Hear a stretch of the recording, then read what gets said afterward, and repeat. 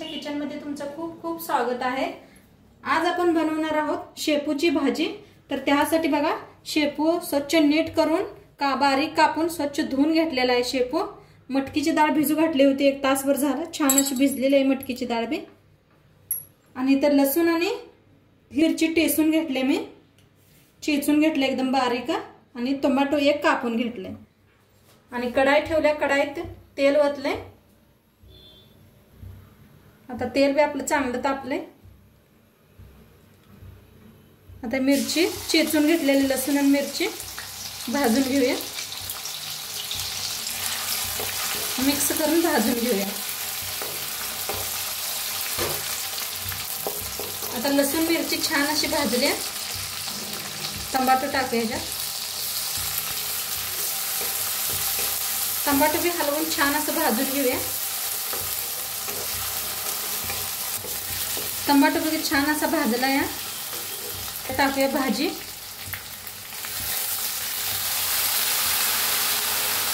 घेऊया भाजीला।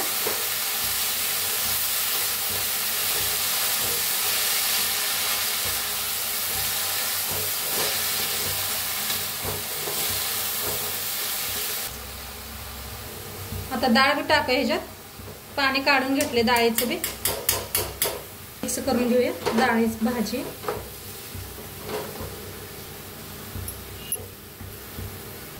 बघा भाजी मिक्स करून घेतल्या। आता ह्याच्यात थोडासा शेंगदाण्याचा कूट टाकूया, चवीप्रमाणे मीठ टाकूया, जिरा मिक्स करून घेऊया।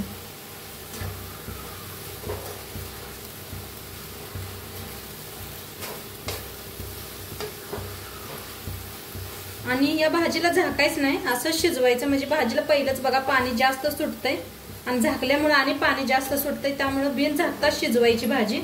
आणि ही भाजी बनवायला आमच्या माया वहिनीने सांगितली होती, त्यांचं नाव आहे माया वहिनी, माया नाव आहे त्यांचं।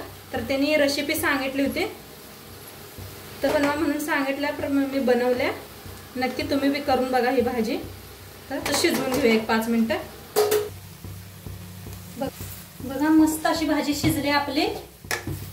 आता गॅस करूया बंद, आणि त्याच्यासोबतच खायला आपण भाकरी करूया।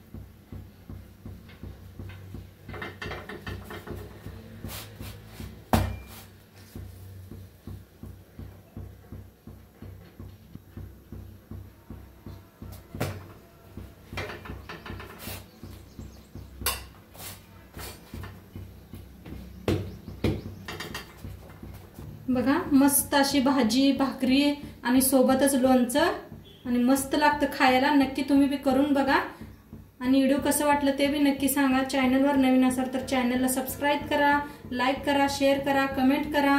उद्या भेटूया अशाच नवीन नवीन रेसिपी सोबत। तोंडपात्र खात राहा, मस्त राहा, बाय।